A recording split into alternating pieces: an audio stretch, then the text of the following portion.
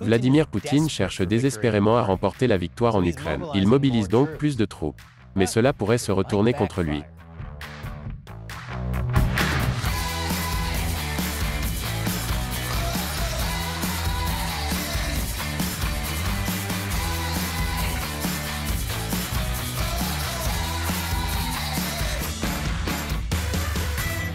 Bienvenue à l'émission Amérique dévoilée, je suis Chris Chappell. Beaucoup de choses se sont passées depuis notre dernier reportage sur l'invasion de l'Ukraine par la Russie.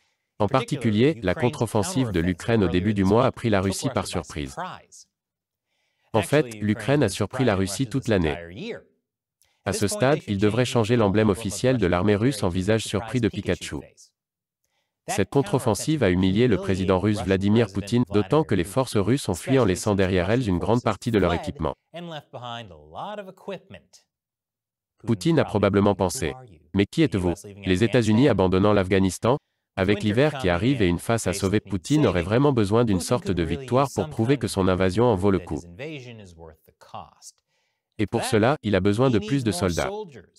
Ce qui signifie que même les prisonniers doivent être recrutés pour combattre. Selon un expert russe des prisons, des tueurs en série et au moins un cannibale font partie des recrues. Oui, Poutine était tellement désespéré qu'il a regardé le film Suicide Squad et a pensé: voilà une bonne idée. Mais même les détenus ne sont pas assez nombreux pour reconstituer les troupes russes. Beaucoup d'entre eux sont déjà capturés par les forces ukrainiennes. Poutine a besoin de renforts sur le terrain. C'est pourquoi il a déclaré une mobilisation militaire partielle pour les citoyens russes. Historiquement, c'est un gros problème. La dernière fois que la Russie s'est totalement mobilisée, c'était pendant la Seconde Guerre mondiale contre les nazis. C'est logique. Après tout, Poutine a justifié son invasion de l'Ukraine en disant qu'il voulait se débarrasser des nazis. Même si le président de l'Ukraine est juif. Comme je l'ai dit, c'est logique. Poutine a souligné que la mobilisation n'est que partielle. Ce qui signifie que seuls les réservistes militaires, principalement ceux qui ont servi dans les forces armées et qui ont des spécialités professionnelles militaires spécifiques et l'expérience correspondante, seront appelés. Mais lorsque la nouvelle est tombée, les hommes russes, craignant un appel sous les drapeaux, n'ont pas perdu de temps pour chercher refuge à l'étranger. Si vous vous demandez pourquoi, il est utile de comprendre que le service militaire est obligatoire en Russie. Tous les hommes âgés de 18 à 27 ans sont légalement tenus d'accomplir une année de service. Mais seul un pourcentage d'hommes éligibles est appelé sous les drapeaux 2 fois par an. Néanmoins, toute personne de moins de 50 ans qui a déjà effectué son année de service est considérée comme un réserviste. Par conséquent, uniquement les réservistes militaires qui ont servi dans les forces armées n'est pas aussi restrictif qu'il n'y paraît. Ce qui explique pourquoi les hommes russes prennent le large et pourquoi les journalistes qualifient la mobilisation partielle de conscription. Avec l'instauration par le Kremlin d'un appel sous les drapeaux, les hommes russes se précipitent hors de Russie, de longues files d'attente à la frontière russe avec la Géorgie voisine. Des gens effrayés d'être forcés à se battre, les vols au départ de Moscou affichant complet pendant plusieurs jours, selon une société de données sur les voyages. Le projet de Poutine est déjà en marche, les proches à Moscou font leurs adieux. Dans la nuit, le président Zelensky a lancé un appel en russe exposant les options de survie pour les nouvelles recrues russes. Protester, se battre, s'enfuir ou se rendre à la captivité ukrainienne. Wow! Je n'avais pas vu autant de gens s'enfuir avec une telle hâte depuis qu'un festival de musique avait annoncé. Prochainement sur scène, Limp Bizkit. Des centaines de milliers de personnes ont fui vers les pays voisins qui autorisent les visiteurs russes sans visa. Même les hommes qui ne sont pas réservistes essaient de partir car ils ont peur que Poutine les réquisitionne par la suite. Mais leurs options sont limitées. De nombreux pays de l'UE ont interdit les visiteurs russes. Il est possible que l'UE accepte de considérer les Russes cherchant à fuir la mobilisation militaire comme des demandeurs d'asile. De cette façon, Ron DeSantis peut payer pour qu'ils soient tous envoyés par avion dans le vignoble de Martha. Mais l'asile dans l'UE n'est pas garanti et beaucoup de choses sont décidées par chaque nation. La ministre allemande de l'Intérieur a déclaré que son pays pourrait envisager d'accueillir des Russes. Mais d'autres pays de l'UE s'opposent à l'accueil des Russes, invoquant des problèmes de migration et de sécurité. Et la Russie n'est pas très heureuse non plus. Un sénateur de la Chambre haute du Parlement russe, Sergei Tsekov, a proposé lundi une loi qui interdirait la sortie du pays à tous les hommes en âge de combattre.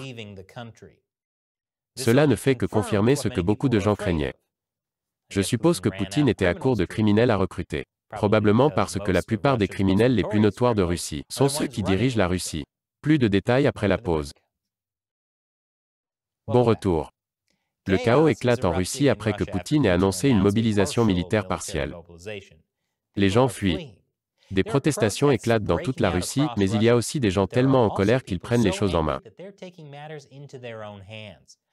Par exemple, un homme armé a tiré et blessé un recruteur militaire russe en Sibérie. Je sais. Seulement blessé? L'armée va avoir besoin de meilleurs tireurs d'élite que ça. Quelques heures après qu'un autre homme ait foncé en voiture sur un autre centre de recrutement, puis l'ait incendié avec des cocktails Molotov.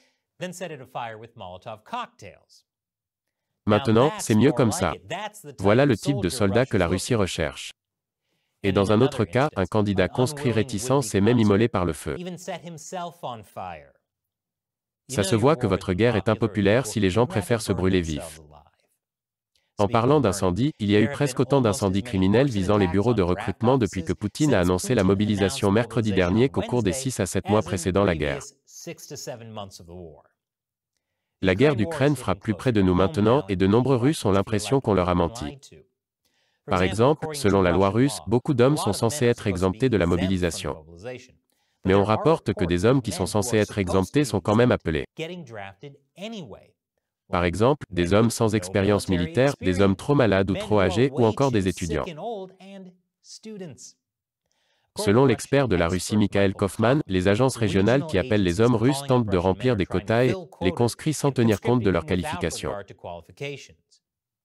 Je suis choqué, je vous le dis, que les militaires qui ont recruté des tueurs en série et au moins un cannibale ne se soucient pas tant des qualifications.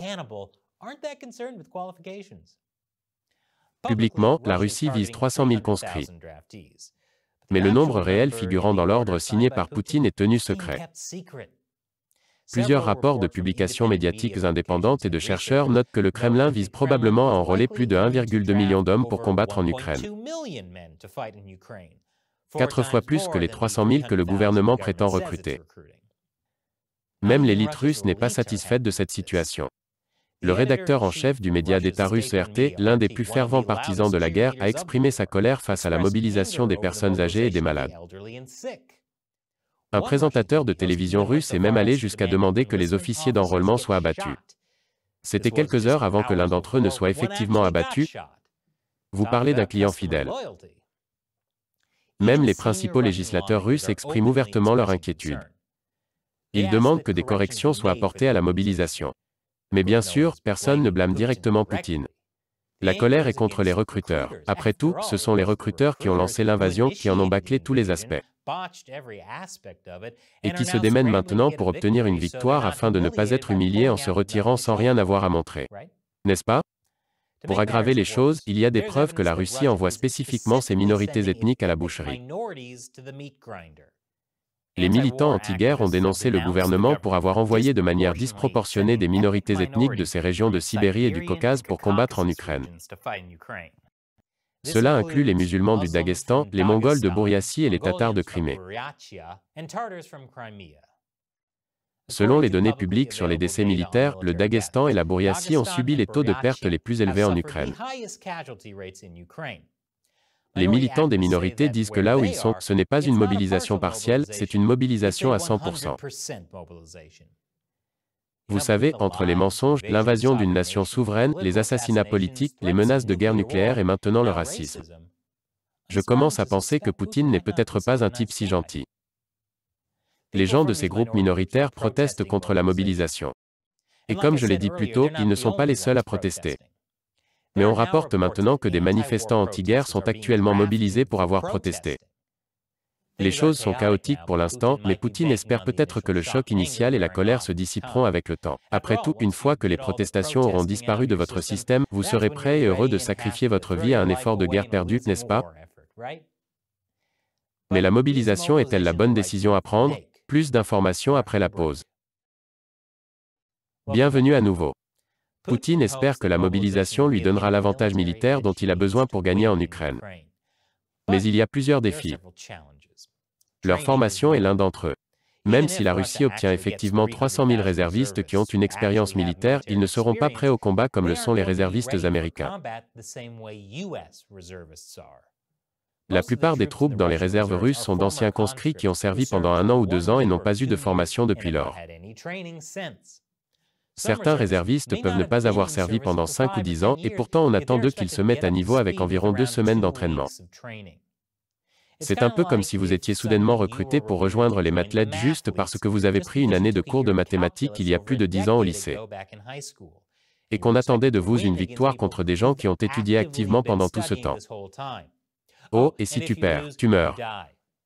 Comme dans toutes les compétitions de Mathletes. Ces enfants sont sérieux en maths. Selon les États-Unis, la Russie a enregistré 80 000 morts et blessés sur 180 000 soldats au début de sa campagne militaire. Ils affrontent une Ukraine totalement mobilisée avec un total de 700 000 à 1 million de soldats. Donc Poutine a besoin de plus d'hommes sur le front. Beaucoup plus. Et l'objectif de recrutement actuel est de 300 000 hommes, ce qui n'est pas suffisant, surtout après 2 semaines d'entraînement.